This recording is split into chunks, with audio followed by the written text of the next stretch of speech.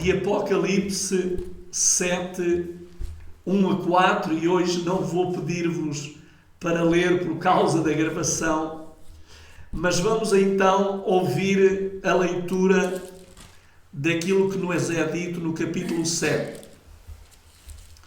No capítulo 7 de Apocalipse, diz-nos assim: E depois destas coisas, eu vi 4 anjos de pé nos 4 cantos da terra, retendo os 4 ventos da terra, para que o vento não soprasse sobre a terra, nem sobre o mar, nem sobre árvore alguma. E ouvi outro anjo subindo do leste, tendo o selo do Deus vivo. E ele gritava em alta voz aos 4 anjos, aos quais havia sido concedido ferir a terra e o mar, dizendo: Não danifiqueis a terra, nem o mar, nem as árvores, até que tenhamos selado os servos do nosso Deus em suas testas. E ouvi o número daqueles que foram selados, e eram 144.000 de todas as tribos de Israel. E agora vamos de seguida passar para uma outra passagem, para o Velho Testamento, capítulo 9 de Ezequiel. Ezequiel, capítulo 9, e vamos ler os primeiros versos também desse capítulo. Ezequiel 9, vamos ler também a partir do versículo 1. E gritou também em meus ouvidos em alta voz, dizendo: Fazei com que os intendentes sobre a cidade se aproximem, cada um com as suas armas destruidoras na mão. E eis que os homens vinham do caminho da portal mais alto, que fica em direção ao norte, e cada homem com uma arma de massacre em sua mão. E um homem entre eles estava vestido de linho, com um tinteiro de escritor ao seu lado. E eles entraram e se colocaram ao lado do altar de bronze. E a glória de Deus de Israel se elevou acima do querubim, porque o qual estava até à soleira da casa. E ele clamou ao homem vestido de linho que tinha o tinteiro de escritor ao seu lado. O Senhor lhe disse: Vá pelo meio da cidade, pelo meio de Jerusalém, e põe uma marca sobre as testas dos homens que suspiram e choram por causa de todas as abominações que são feitas em seu meio. E aos outros disse ele, ao meu ouvir, ide após ele, através da cidade, e feri: Não poupe o vosso olho, nem tende pena. Matai totalmente velhos, jovens, donzelas, crianças e mulheres, mas não vos chegueis perto de nenhum homem sobre o qual estiver a marca, e começai pelo meu santuário. Então eles começaram pelos homens anciãos que estavam diante da casa. Queridos irmãos, nós acabamos de ler 2 passagens. E estas 2 passagens, muita gente não sabe que é o mesmo evento, é o mesmo acontecimento. Só que em Ezequiel ela é-nos apresentada de uma forma, e em Apocalipse ela é-nos ampliada de uma outra forma. Mas o que nós vamos ver é que quer em Ezequiel, quer em Apocalipse, aquele que não tiver a marca ou o selo de Deus vai sofrer consequências terríveis. Vamos então ver agora em Apocalipse quais serão as consequências que virão àqueles que não tiverem o selo de Deus na sua fronte. Apocalipse, vamos então ler novamente no capítulo 7 e vamos ver o que é que vai acontecer àqueles que não tiverem o selo de Deus na sua fronte. Reparem o que é que nos diz a partir do versículo 2, diz assim: E ouvi outro anjo subindo do leste, tendo o selo de Deus vivo, e ele gritava em alta voz aos 4 anjos, aos quais havia sido concedido ferir a terra e o mar, dizendo: Não firais a terra, nem o mar, nem as árvores, até que tenhamos selado os servos do nosso Deus em suas testas.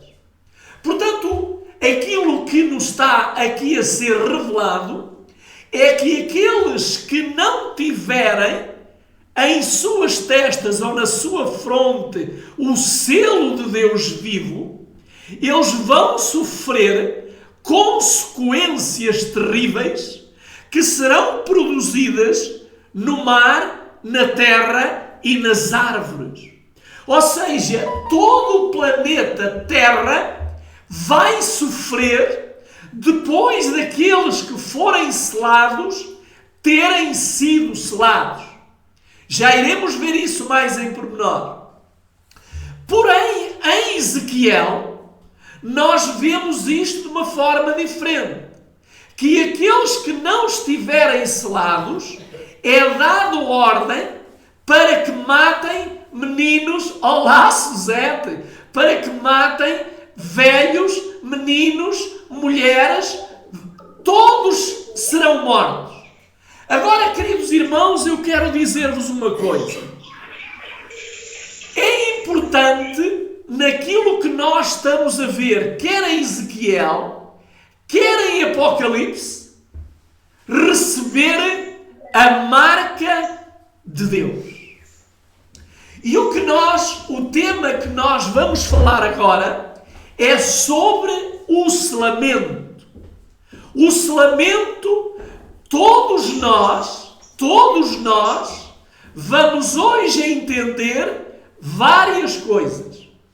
O que é o selamento, quem pode ser selado, como será selado e o que acontecerá àqueles que não receberem o selo de Deus. Por isso, muita atenção. Está para vir à Terra a maior e mais terrível tragédia já conhecida por seres humanos. Agora, eu quero que vocês percebam isto e entendam de uma forma bem clara. O acontecimento em Ezequiel 9 é o mesmo acontecimento de Apocalipse 7. E posso-vos eu afirmar isso? Posso. E porquê é que eu vos posso afirmar? Porque no livro Testemunhos para Ministros, na página 445 e 446, vamos ver o que diz a mensageira do Senhor. Testemunhos para Ministros foi aquele livro que a irmã White, quando foi mandada para a Austrália, quando eles pensavam que se via um livro daquela velhinha, ela ali escreveu este livro a quem dirigiu aos ministros, pastores, ministros e a todos nós. E vamos aqui ver o que ela diz. Esse selamento dos servos de Deus é o mesmo que foi mostrada em visão a Ezequiel. Nota, ela está a dizer, é o mesmo.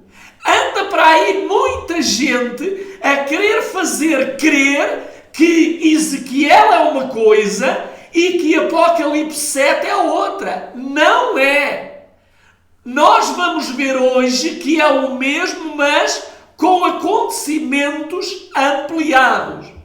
Diz ela assim: João também fora testemunha dessa assustadora revelação.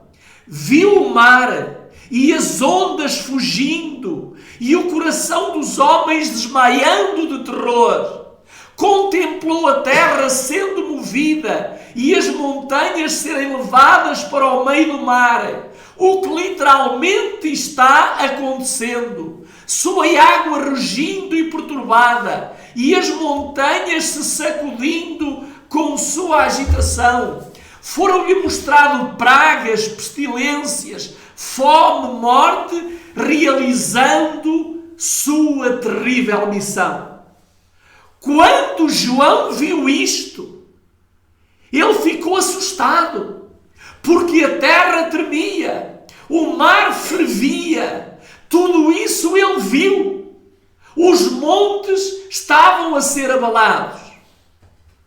Queridos irmãos, agora no livro Testemunhos Seletos, volume 3, página 266, a mensageira do Senhor diz isto: em especial na obra final da Igreja, no tempo do selamento dos 144.000, que hão de permanecer irrepreensíveis diante do trono de Deus, sentirão muito profundamente os erros do professo povo de Deus. Vamos ver o que é que ela está aqui a dizer.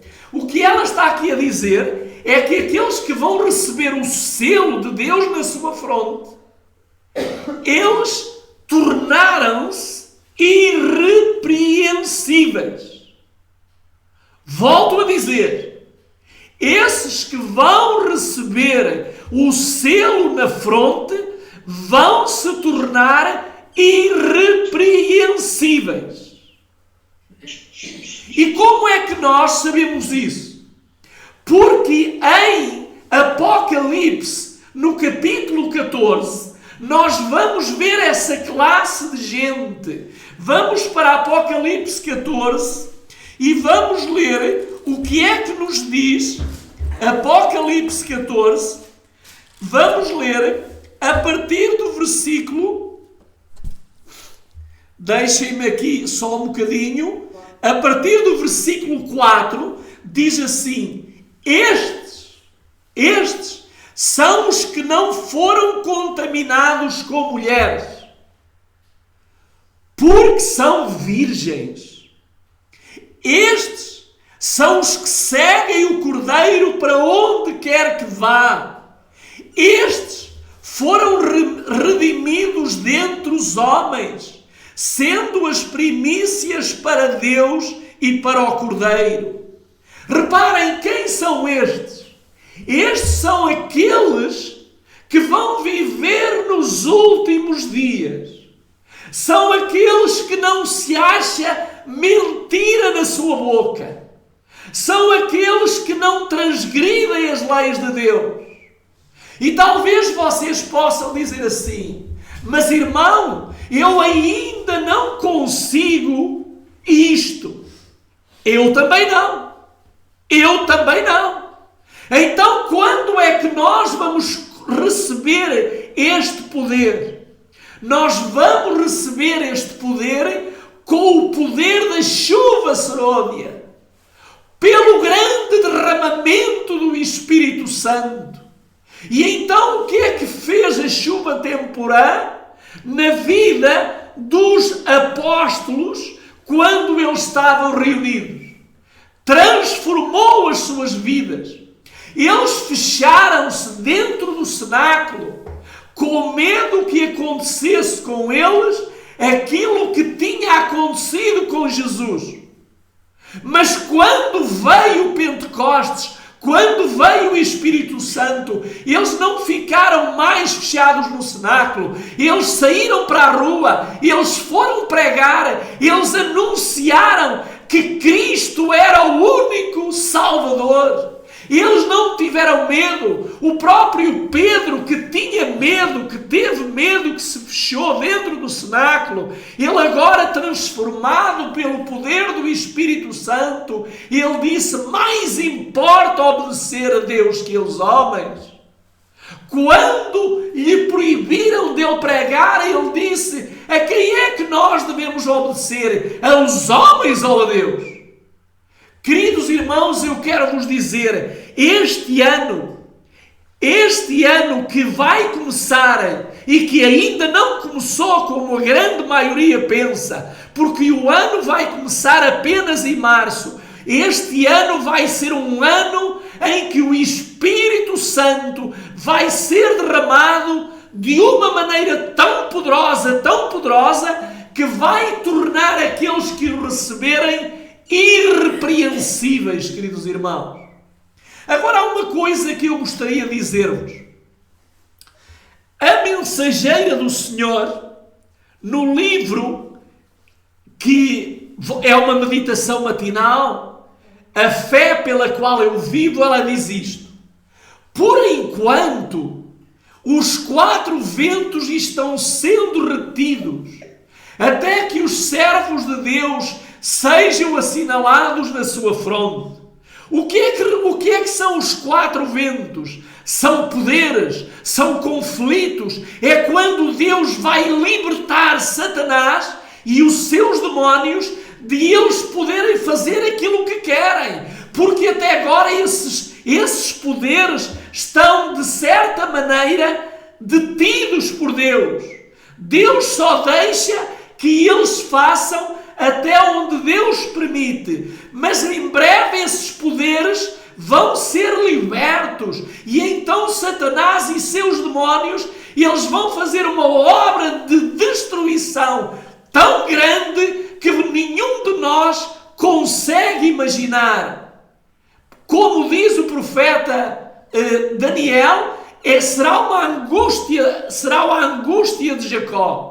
Agora a mensageira diz o seguinte: então os poderes da terra arregimentarão suas forças para a última grande batalha.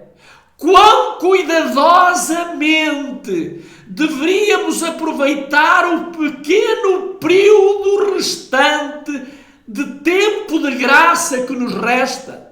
Vocês ouviram? Quão poderosamente nós deveríamos, neste pouco tempo de graça que nos resta, aproveitá-lo, clamar, chorar, derramar lágrimas, jejuar, vigiar, fazer vigílias, clamar a Deus, porque é o tempo de refrigério para o povo de Deus. E ela continua: agora é que nós devemos grandemente esforçar-nos para vencer as tendências naturais do coração carnal. E ela continua: pouco antes de entrarmos nele no tempo da angústia, todos nós recebemos o selo de Deus vivo. Então, quando é que nós vamos receber o selo de Deus vivo? Que ninguém se engane.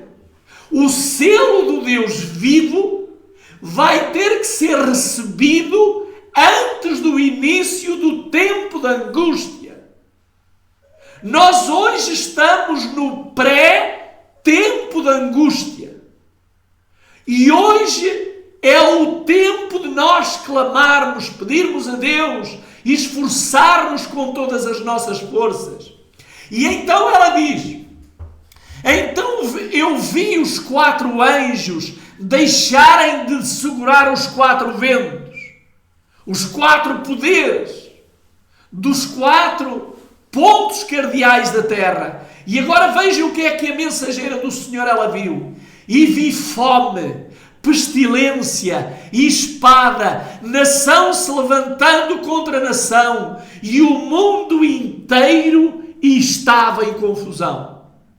Queridos irmãos, se vocês não creem que isto é realidade, então algo está mal na vossa vida. Nós estamos à beira de uma tragédia global, universal, jamais visto. E ela continua a dizer: Qual é o selo do Deus vivo que é colocado nas frontes do seu povo? Qual é o selo? É um sinal que os anjos, mas não olhos humanos, podem ler. Pois o anjo destruidor precisa de ver este sinal de redenção. Então este sinal não é um sinal que nós vamos andar aí na rua e que os humanos vão ver, mas é um sinal que 5 anjos que têm as armas destruidoras a Ezequiel na mão, esses 5 anjos, eles vão olhar para nós e eles vão ver, vão identificar que a nós não pode ser feito mal algum. Queridos irmãos, isto é algo muito sério, porque diante de todas as pestilências, a fome, as guerras, os conflitos, o mar a ferver, as montanhas a tremerem, os que tiverem o selo de Deus, nada, nem ninguém lhe tocará. E ela continua a dizer: pois o anjo destruidor precisa ver este sinal de redenção. A mente inteligente tem visto o sinal da cruz do Calvário nos filhos e filhas adotivos do Senhor. É removido o pecado da transgressão da lei de Deus. Eles estão trajados com a veste nupcial e são obedientes e fiéis a todos os mandamentos de Deus. E ela diz, na mesma meditação: estamos no tempo da sacudidura. Tempo em que coisa que pode ser sacudida, sacudir-se-á. O Senhor não desculpará os que conhecem a verdade se não obedecem aos seus mandamentos. Esses que não obedecem aos seus mandamentos não vão ter o selo na fronte. E quando vierem aqueles 5 anjos que vão fazer a grande mortandade, eles vão matar, como nós iremos ver mais à frente. Mas, queridos irmãos, reparem o que é que diz a mensageira. A mensageira, ela diz-nos que o tempo do selamento é curto. Curto, sabem o que é que quer dizer curto? Pouco tempo para que aconteça o selamento. Porquê? Porque o céu está cansado de ver o pecado na terra, ver os filhos de Deus fiéis a serem martirizados, a morrerem como mártires. O céu já tem as taças da ira preparadas para dar aos 7 anjos as 7 últimas pragas. Deus está ansioso para terminar com este mundo. Mas porquê é que ele ainda não terminou? Porquê é que as pragas ainda não foram derramadas? Porque os filhos de Deus, os 144.000, ainda não estão todos selados. E eu digo todos, porque eu acredito que nós já temos na terra muitos desses dos 144.000 que já têm o selo na sua fronte. E você que me escuta, e eu que estou a falar para você, lute com Deus, peça a Deus com todas as suas forças: Senhor, não seja impedido pela minha negligência e desobediência de receber o selo na minha fronte, porque se não receber o selo, eu sei o que é que me vai acontecer. Mas vamos ver o que é que a mensageira diz. Ela diz assim: o tempo de selamento é muito curto e logo passará. Agora, enquanto os 4 anjos estão contendo os ventos, é o tempo de tornar firme a nossa vocação e eleição. Primeiros Escritos, página 58. Então o que é que ela diz neste curto espaço de tempo? Porque já vimos que o selamento vai terminar quando? Termina antes do início do tempo da angústia. E, queridos irmãos, estamos à beira do tempo da angústia. O tempo terrível em que, depois da lei dominical, nós sabemos que virá o decreto de morte. E no decreto de morte, aqueles que têm o selo do Deus vivo, vai ser decretado que o mundo, as pessoas os matem, mas não lhe vai ser permitido, porque os anjos do Senhor estão conosco. Agora notem que Satanás também sabe que o tempo é curto. Então o que é que Satanás tem que fazer? Distrair-nos. Ele tem que nos distrair. Ele tem que fazer com que o tempo passe e nós não nos apercebamos do tempo. Então ele vai distrair-nos com ocupações, a pensar em ter uma melhor casa, ter um melhor emprego, ter um melhor curso, ter uma melhor conta bancária, ter um melhor carro, ter uma melhor posição social. Ele quer nos envolver com isso, porque ele sabe que passando o tempo do selamento, acabou. Agora a pergunta que eu quero fazer a todos é esta. Você tem consciência, meu querido irmão e irmã, que estamos no tempo do selamento e que a qualquer momento esse tempo vai terminar? Você tem consciência disso? Notem o que é que a mensageira diz, ainda no mesmo livro, Primeiros Escritos, ela diz assim: Satanás está agora usando cada artifício neste tempo de selamento a fim de desviar a mente do povo de Deus da verdade presente e levá-lo a vacilar. O que é que ele está a fazer? A desviar-nos da verdade presente. Hoje as mensagens nas igrejas não é mais verdade presente. O diabo está-nos a enredar, está-nos a fazer com que o tempo passe, irmãos. Por isso é que nós, neste canal, nós queremos pregar a verdade presente. Nós queremos ter pasto fresco todos os dias para as ovelhas. Pasto que as alimente. E ele diz aqui: vi que Deus estava estendendo uma cobertura sobre o seu povo, a fim de protegê-lo no tempo da angústia. E que cada alma que se decidia pela verdade e era pura do coração, devia ser coberta com a proteção do Todo-Poderoso. Oh, louvado seja o Senhor! O Senhor está a cobrir-nos com as suas vestes de justiça para que estejamos protegidos no tempo da angústia. Ainda no mesmo livro, Primeiros Escritos, ela diz: Satanás estava procurando lançar mão de todas as suas artes, a fim de mantê-los onde estavam, até que o selamento passasse. Não se fala nas igrejas em selamento. Não se fala nas igrejas que o povo que não estiver selado vai perder-se.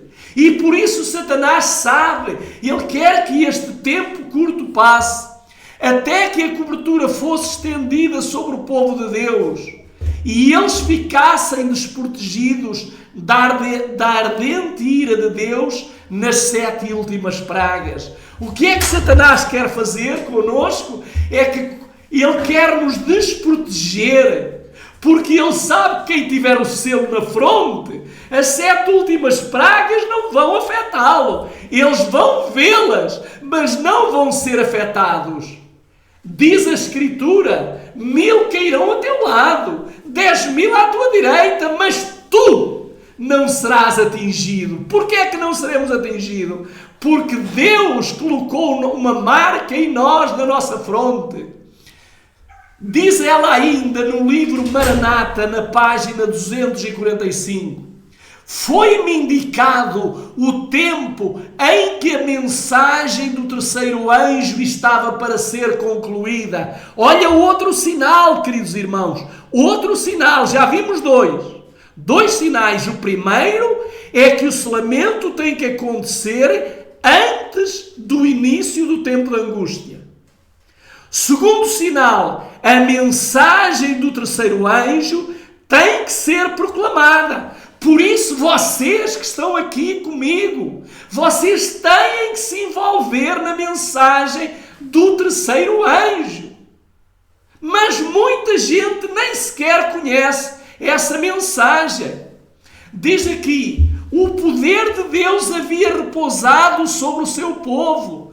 Tinham cumprido a sua obra, encontravam-se preparados para a hora de prova à sua frente. Tinham recebido a chuva serôdia ou o refrigério pela presença do Senhor e se reanimaram ao ouvido do testemunho. A última grande advertência tinha soado por toda a parte e havia instigado e enraivecido os habitantes da terra que não quiseram receber a mensagem. Então, querido Deus, se realmente aqueles que deveriam e estão a ser pagos para fazê-lo não pregarem esta mensagem e sabendo nós que ela tem que ser pregada, como é que nós podemos ficar nas nossas casas parados sem nada fazer? E hoje que temos até meios, como nós temos agora aqui, temos meio de o poder fazer, nós temos que pregar a mensagem do terceiro anjo, as duas, mais em especial a terceira. Ainda no mesmo livro Maranata diz assim: vi anjos rapidamente de um lado para o outro do céu. Um anjo com um tinteiro de escrivão ao lado voltou da terra e informou a Jesus que a sua obra estava feita. E agora notem, e os santos estavam numerados e selados. Então vi Jesus que estivera administrando diante da arca, ao qual contém os 10 mandamentos, lançaram o incensário, levantou as mãos e com grande voz disse: está feito. Queridos amigos, que alegria será! Jesus está ansioso para que os anjos cheguem ao céu e digam: olha, Senhora, a mensagem dos 3 anjos que deveria ter sido pregada por uma igreja que tu levantastes, uma igreja militante, ela está a ser pregada por homens e mulheres, jovens e crianças, pessoas simples. Eles não se calam, eles estão a levantar a sua voz, eles estão a mostrar realmente que nós estamos vivendo os últimos dias da história da Terra. Queridos irmãos, enquanto nós estamos a pregar esta mensagem do terceiro anjo, Jesus está no santuário, Jesus está ali a interceder por aqueles a quem está a ser pregada essa mensagem, para que se arrependam, para que se convertam e para que, se quiserem também, venham a fazer parte dos 144 mil. Queridos irmãos, que distração está a acontecer? Agora há aqui uma pergunta, e esta pergunta é a mais séria que nós vamos fazer agora. Quem receberá o selo? Quem receberá o selo? Muito bem, então vamos ver o que é que nos diz o mesmo livro Testemunhos para Ministros, na página 445. Eu depois enviar-vos-ei o PowerPoint. Diz o Senhor: os que vencem, 1, o mundo, 2, a carne, 3, o diabo, serão agraciados e receberão o selo do Deus vivo. Então você quer receber o selo do Deus vivo? Então você tem que destruir, combater e vencer 3 inimigos. Quem são eles? O mundo, a carne e o diabo. Agora eu quero que entendamos isto. A carne não é o nosso corpo, não. Que carne é essa que nós temos que combater? É aquela carne que nós encontramos logo no capítulo 6 do livro de Gênesis, alguma coisa que foi dada ao homem, mas não foi Deus que a deu. Vamos ver o que é que nos diz no capítulo 6 do livro de Gênesis. Vamos ver o que é que nos diz e vamos ler a partir do versículo. Podemos ler do 1 até ao 3, que diz assim: E aconteceu quando os homens começaram a se multiplicar sobre a terra e filhas lhes nasceram, os filhos de Deus viram que as filhas dos homens eram belas e tomaram para si esposas de todas as que escolheram. E agora vem o verso-chave. E o Senhor disse: Meu espírito não contenderá sempre com o homem, pois ele também é carne. Porém, os seus dias serão 120 dias. 120 anos, melhor dizendo. Então, queridos irmãos, quem é que deu esta carne ao homem? E sabem que todos nós que estamos aqui a possuímos. A possuímos. E quero dizer-vos uma coisa. Esta carne é uma carne que não agrada a Deus. Já vamos ver. Ela não agrada a Deus. Querem ver? Vamos para o livro de Romanos, para o capítulo 8, e vamos ver o que é que nos diz o apóstolo Paulo em relação a esta carne. Romanos 8, e eu pedi a alguém aqui que está aqui que pode ler, deste lado aqui comigo, Romanos 8, vamos ler o versículo 6 a 8. Quem é que quer ler? A inclinação da carne é morte, mas a inclinação do espírito é vida e paz. A inclinação da carne é inimizade contra Deus, pois não é sujeita à lei de Deus, nem em verdade pode ser. Portanto, os que estão na carne não podem agradar a Deus. Reparem o que é que diz aqui. Vocês com certeza leram este versículo, em especial o 8.8 de Romanos. 8.8. Vejam bem esse verso. Diz assim: Então, os que estão na carne não podem agradar a Deus. Então há um problema. E que problema é esse? É que nós vamos ter que sair desta condição. E o que é a carne? A carne é a natureza caída, que nós herdamos sem nada pedir da nossa mãe. E a nossa mãe herdou da nossa avó. E a nossa avó herdou da nossa bisavó. E todos herdaram essa natureza caída de Adão e de Eva. E, queridos irmãos, o que é que nós vamos ter que fazer com esta natureza? Nós vamos ter que fazer algo. Porque se nós não nos livrarmos dela, você não pode receber o selo de Deus vivo. Então temos que fazer algo. E agora vou-vos mostrar uma coisa curiosa. Vocês sabem que o Senhor Jesus Cristo, quando veio aqui a esta terra, Ele também tinha esta mesma natureza que Ele herdou de Maria. Sabem que Ele tinha esta natureza? Há muita pessoa que quer negar que Ele tinha esta natureza. Por isso é que Ele teve que morrer. Agora há uma coisa. Vamos então agora, eu queria que vocês lessem Romanos, no capítulo 5 e versículo 24. Romanos 5, e vamos ler o versículo 24. É o 5, eu creio que é o versículo, deixem-me só ver, eu creio que é o verso 8. Isto hoje foi um dia difícil para mim, porque 8, 24, deixem-me ver se é isso.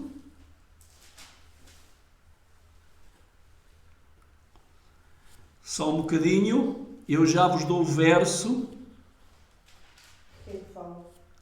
É aquele verso que fala quando Jesus estava na carne. Mas vamos deixar este, eu já o vou encontrar, e vamos para ver como é que nós nos vamos livrar da carne.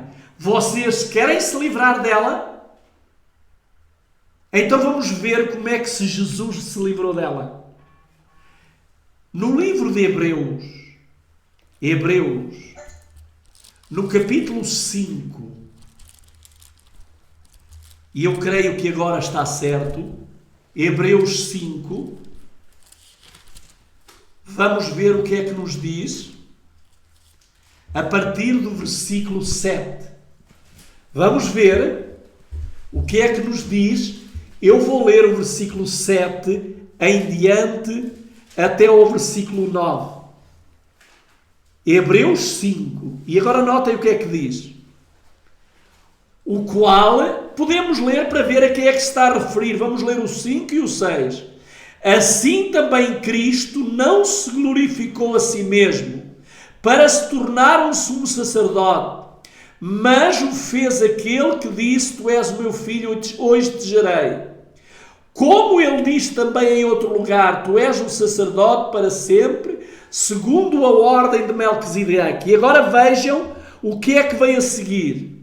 O qual, nos dias da sua carne, não é corpo físico, é natureza pecaminosa, o qual nos dias da sua carne, após ele ter oferecido orações e súplicas com grande clamor e lágrimas àquele que podia livrá-lo da morte, foi ouvido quanto ao que temia.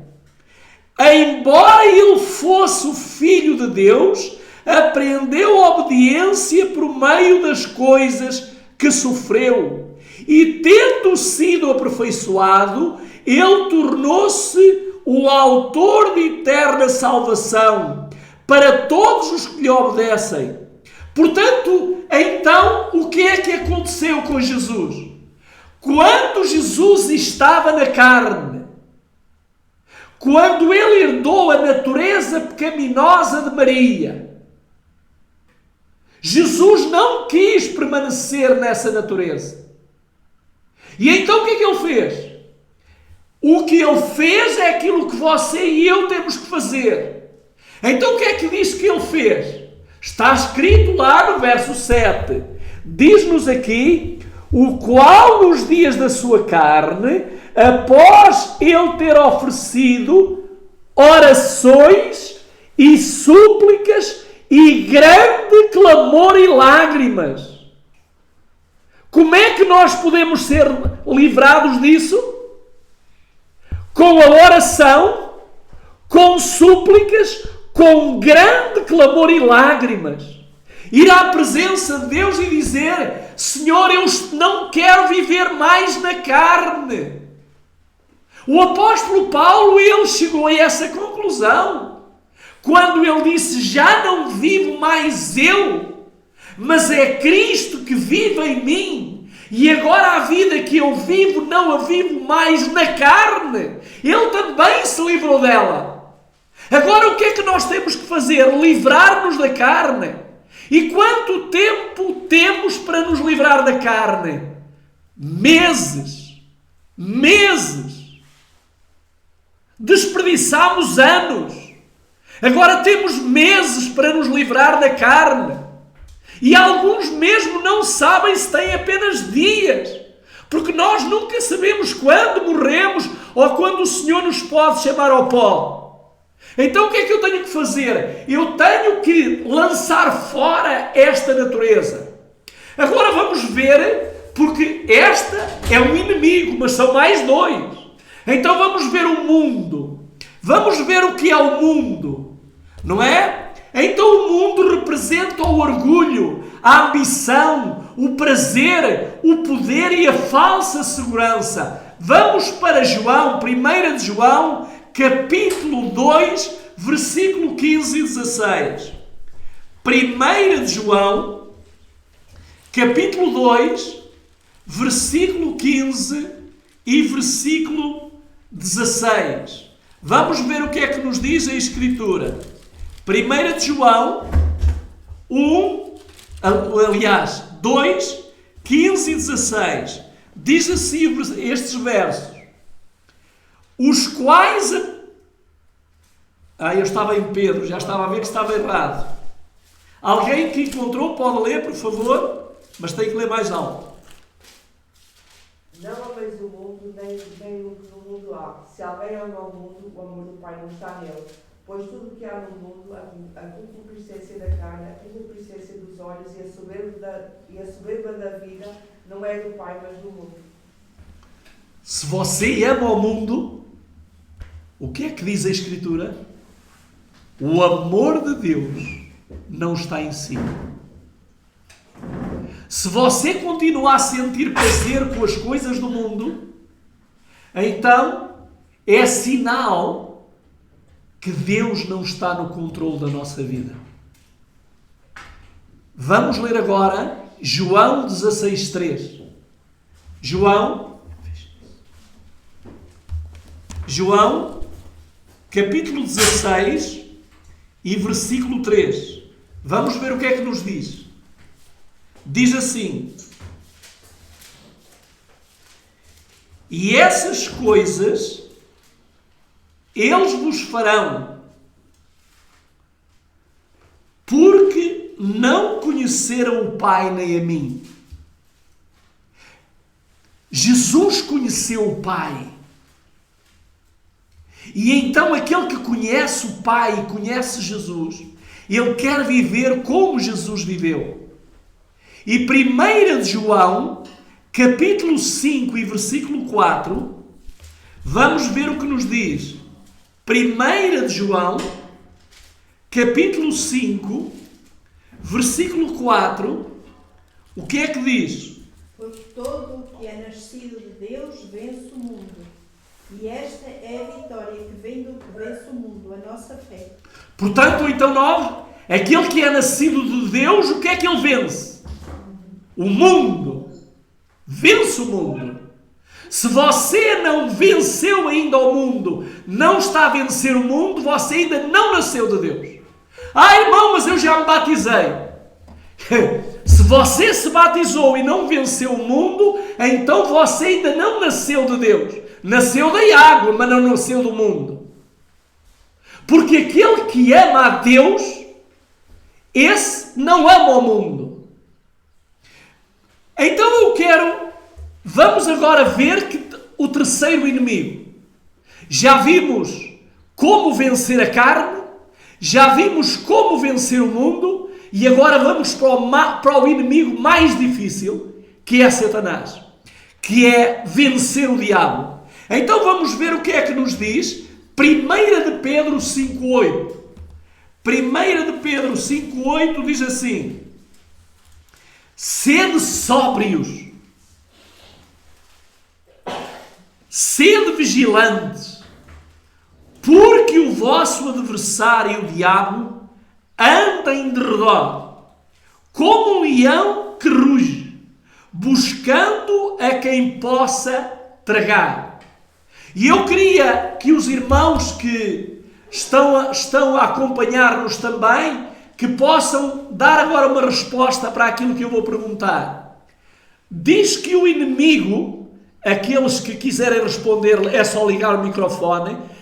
O que é que nos diz? O inimigo, o que é que ele faz connosco? O que é que diz a Escritura? O que é que lá está escrito? O que é que diz? Quem quer ligar? Anda em derredor. O que é que isto quer dizer, andar em derredor? Andar de volta de nós à espera. Reparem que ele não dá um espaço. Ele anda em redor. Você mal acorda, ele começa a andar em redor de você. Então isto é sério. Reparem, então o que é que nós precisamos? Nós precisamos de pedir reforço a Deus. Precisamos de reforço. O nosso anjo particular, ele não chega. Precisamos de reforço. Porque ele anda em redor. Vamos agora ver Efésios 6:11. Qual é a forma de nós escaparmos? Efésios 6:11. O que é que nos diz? Revestivos de toda a armadura de Deus, para que possais estar firmes contra as astutas ciladas do inimigo. Então o que é que nós temos que estar revestidos de quê? Da armadura divina. E agora notem, a armadura divina, vocês vão de ver que ela tem o quê? Tem o capacete da salvação. E o capacete serve para quê? Para proteger os olhos, os ouvidos e a boca. Essa é a função do capacete. Depois tem a couraça. E a couraça serve para quê? Para proteger o coração dos dardos do maligno. Depois o que é que temos mais? O escudo. E o que é o escudo? O escudo é aquilo que se move diante de nós, protege-nos. E o que é que representa o escudo? O escudo é a palavra de Deus, é o que está escrito. Quando Satanás vem para nos tentar, nós devemos imediatamente usar o escudo. Está escrito. Foi isso que Jesus usou quando foi tentado no deserto. Quando Satanás veio para o tentar, Jesus usou, está escrito. Mas, o que é que nos diz ainda Tiago agora 4... Aliás, queria só concluir a armadura. Além disso, o que é que Deus tem mais? O escudo, o cinturão da fé. E mais, as alparcas na preparação do Evangelho. E que mais? A espada do Espírito. Então o que é que Deus tem? Quantas armas Ele tem em nossa defesa? Quantas são? O capacete, o escudo, o cinturão, as alparcas e mais o quê? A couraça e mais o quê? O cinturão já falámos. Então quantas armas nós temos que nos defendem, que protegem o nosso corpo? Vamos lá recapitular. O capacete, 1. A couraça, 2. O cinturão, 3. O escudo, 4. As alparcas, 5. E temos apenas uma de ataque. E qual é que é de ataque? A espada. Então nós temos muito mais proteção para nos proteger do que para atacar. Então temos que estar mais protegidos do que atacar os outros. Queridos irmãos, vamos agora ler Tiago 4:7. Tiago, capítulo 4, versículo 7, o que é que nos diz? Diz assim: sujeitai-vos, pois, a Deus. Resisti ao diabo e o que é que vai acontecer? E ele fugirá de vós. Então há duas coisas que nós temos que fazer. Uma somos nós, outra é Deus. Então o que é que Deus vai fazer? Quando nos sujeitamos a Ele, Ele faz em nós aquilo que nós não conseguimos. E o que é que nós precisamos fazer? Resistir ao diabo. Agora, recapitulando isto tudo, nós vamos chegar a esta conclusão. Estes 3 inimigos, a carne, nós herdamos. O mundo nós adquirimos e o diabo nós permitimos. Portanto, nós temos que ver bem isto. A natureza carnal nós herdamos, mas não podemos continuar nela. O mundo adquirimos nós na convivência com ele. Fomos começando a gostar do mundo. E o diabo permitimos quando lhe abrimos brechas. Agora, há uma coisa que todos nós temos que saber. Como é que vai ocorrer essa vitória? Em Apocalipse, no capítulo 12, versículo 11, vai nos mostrar os filhos de Deus já vitoriosos das forças das trevas. E então o que é que nos diz? 12 e 11. Quem é que quer ler? 12, versículo 11. O que é que diz? Eles o venceram pelo sangue do Cordeiro e pela palavra do seu testemunho. Não amaram as suas vidas até à morte. Então como é que nós podemos vencer? Pelo sangue do Cordeiro? E o que é que o sangue do Cordeiro faz na nossa vida? Purifica-nos, lava-nos, limpa-nos do pecado, torna-nos irrepreensíveis. E que outra ajuda nós temos? Pela palavra do testemunho. Qual é a palavra do testemunho? O espírito de profecia. Estes são os meios. Agora, há uma coisa que nós não podemos ignorar. E de tudo o que ouvimos, isto é o mais importante. João 15, 5. E então o que é que diz João 15, 5? Todos deveriam conhecer este verso. Eu sou a videira, vós as varas. Quem está em mim e eu nele, esse dá muito fruto. Porque sem mim, nada podereis fazer. E isto tem que ser colocado na nossa mente. Sem Deus, nada podemos fazer. Agora, vamos ver quem receberá o selo. Vamos ver quem receberá o selo. Diz assim: o selo do Deus vivo será colocado nos que se assemelham a Cristo no caráter. Entenderam? O selo do Deus vivo será colocado nos que se assemelham a Cristo no caráter. Comentário Bíblico, volume 7, página 970. E agora vejam o que é que diz a seguir.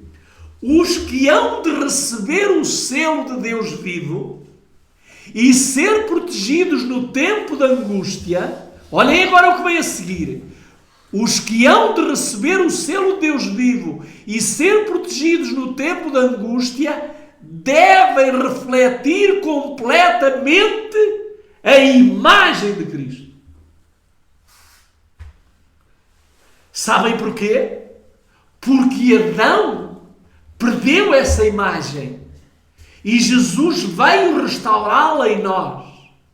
Então, para recebermos o selo de Deus, não podemos apenas ter aparências só com Jesus. Temos que ter a imagem de Jesus em nós. Voltemos agora a Ezequiel no capítulo 9 e versículo 4. E disse-lhe o Senhor: passa pelo meio da cidade, pelo meio de Jerusalém, e marca com um sinal as testas dos homens que suspiram e gemem, por causa de todas as abominações que se cometem no meio dela. Agora notem, quem é que vai receber o selo? Aqueles que suspiram e gemem. Mas não suspiram e gemem por causa dos seus pecados, não.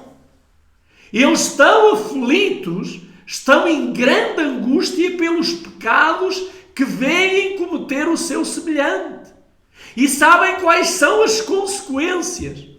E a mensageira do Senhor, em Mensagens Escolhidas, ela diz: com todas as faculdades que nos foram dadas por Deus, e estamos procurando alcançar a medida da estatura de homens e mulheres em Cristo, e estamos buscando sua plenitude, chegando cada vez mais alto, procurando atingir a perfeição do seu caráter.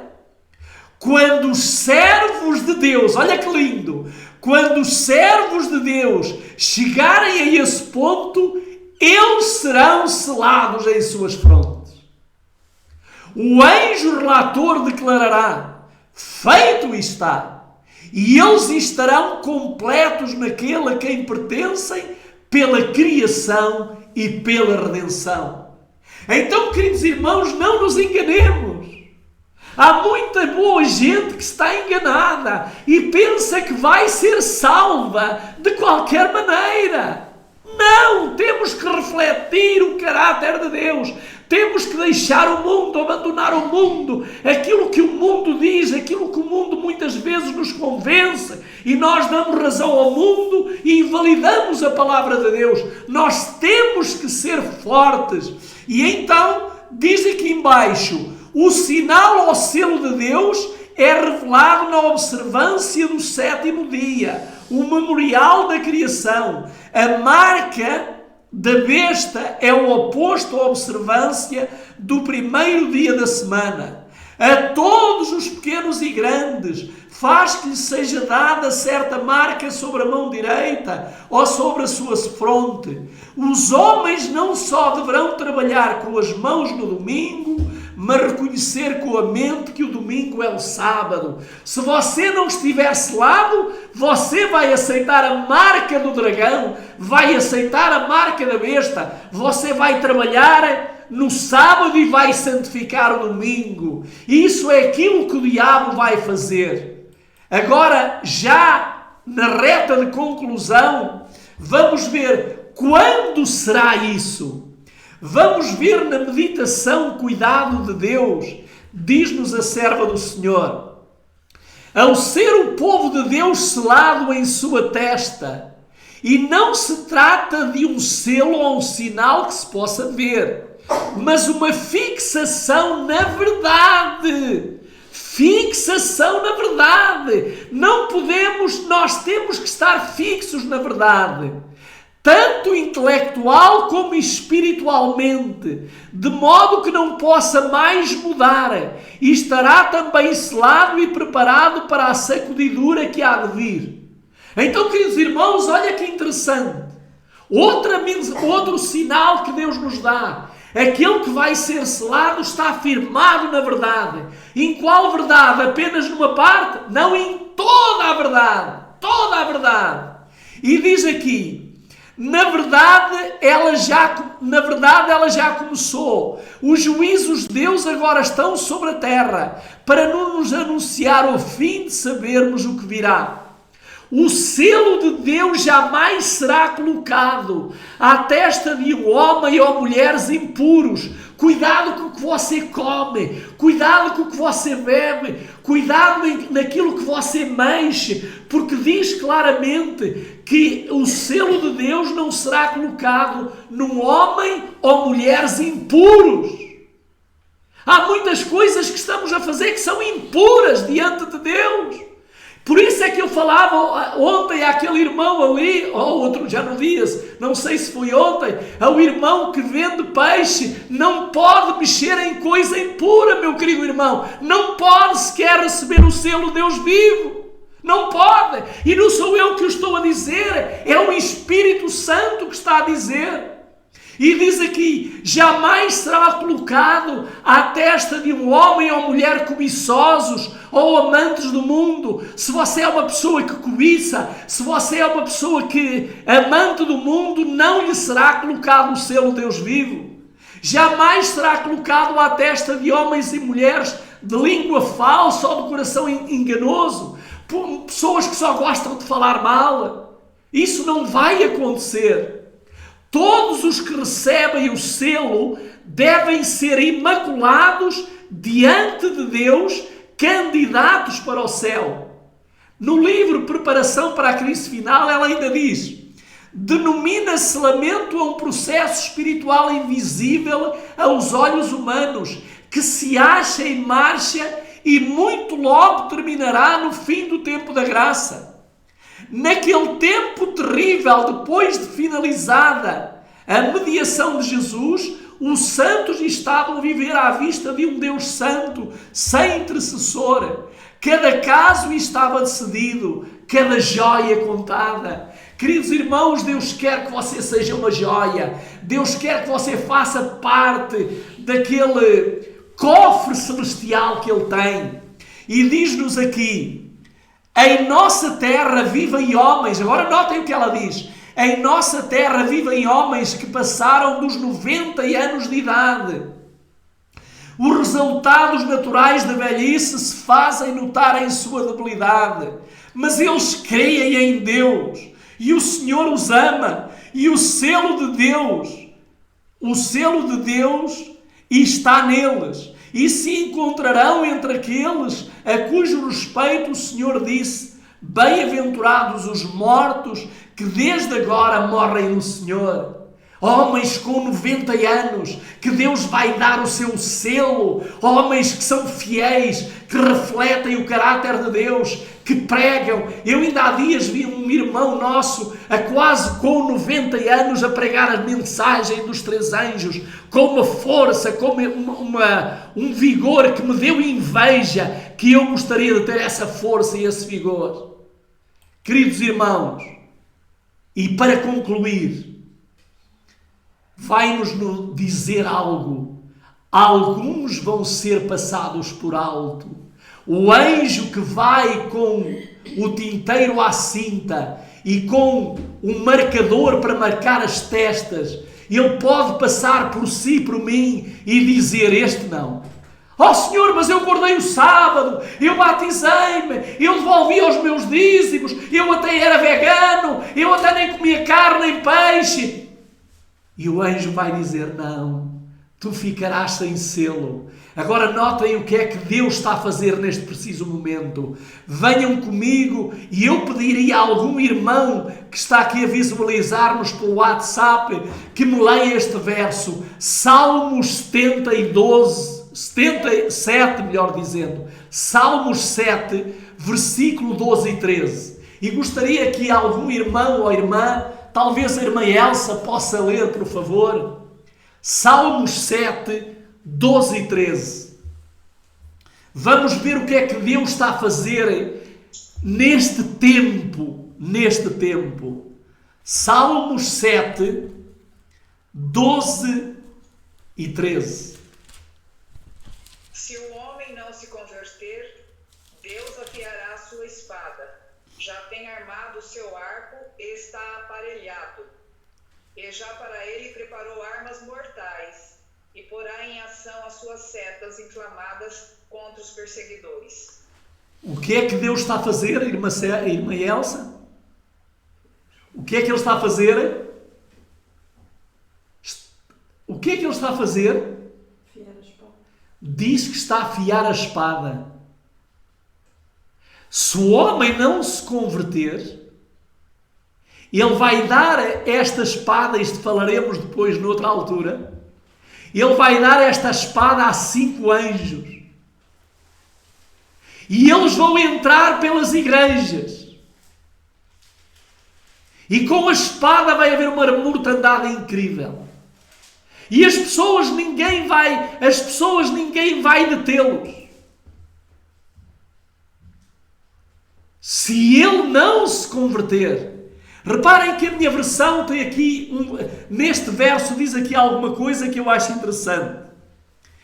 Versículo 7, Salmos 7, eu vou ler aqui na minha versão para vocês verem aqui algo que eu acho interessante. Diz assim: se o homem não se transformar, ele afiará a sua espada. Ele curvou o seu arco e o preparou. Ele também preparou para si instrumentos de mortandade. Ele ordena suas flechas contra os perseguidores. Vai haver uma guerra. E essa guerra vai ser feita não por homens, por anjos. Os homens não se vão matar nessa altura. Quem vai fazer a matança vão ser os anjos. E agora vamos ler Ezequiel, capítulo 21, 14 e 15. Vamos ver o que é que nos diz. Ezequiel 21, 14 e 15. Quem é que quer ler agora aqui? 21, 14 e 15.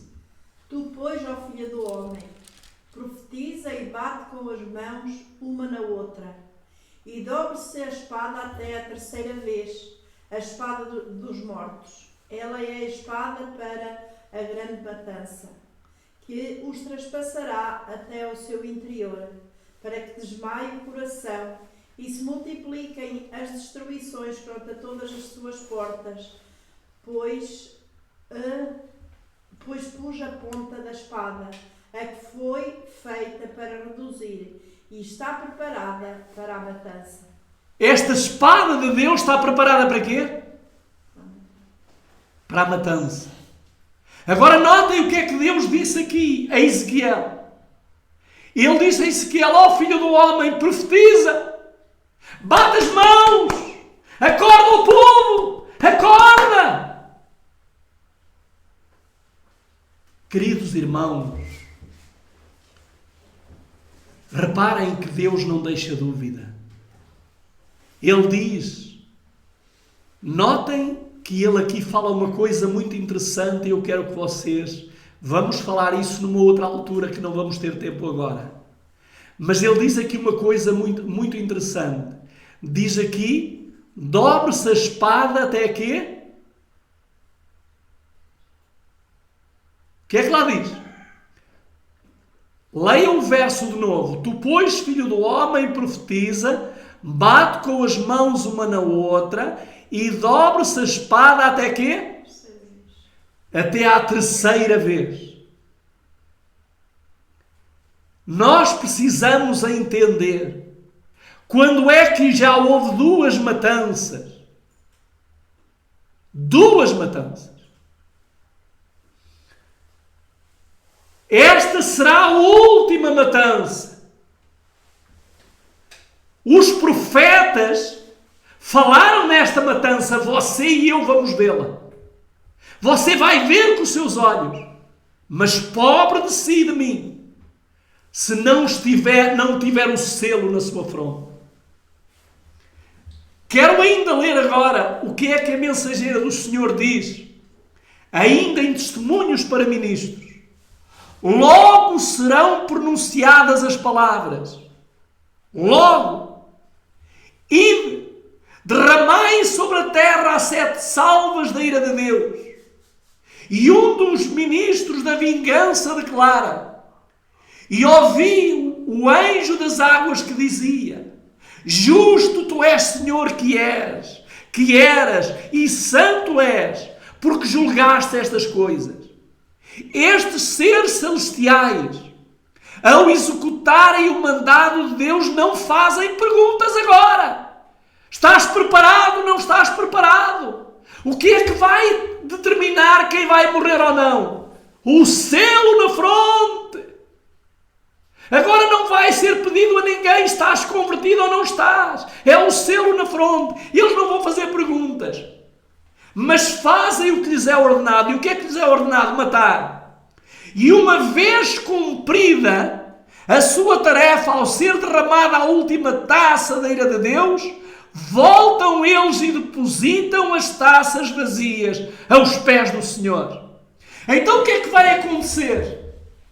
Quando o último for selado, quando o último dos 144.000 receber o selo, os anjos do capítulo 16, com as 7 últimas pragas, vão começar a derramar pragas em toda a terra. Agora eu quero vos dizer uma coisa, queridos irmãos. Como é que se vai tornar este mundo diante de tudo isso? Jeremias, capítulo 25 e versículo 33, ele vai dizer como é que se vai tornar este mundo. Jeremias 25, 33. O que é que nos diz? Quem quer ler este verso? E será que os nortes do Senhor estarão de uma extremidade da terra à outra? Não serão lamentados nem chorados, nem ajuntados para a sepultura. Serão pasto para os céus e para a terra. Reparem o que é que vai acontecer à terra. E será que os mortos do Senhor estarão de uma à outra extremidade da terra? Você já pensou que você e eu corremos o risco de fazer parte deste número? E você sabe que vai haver duas grandes refeições que Deus vai servir? Você sabe disso? Vai haver duas grandes refeições.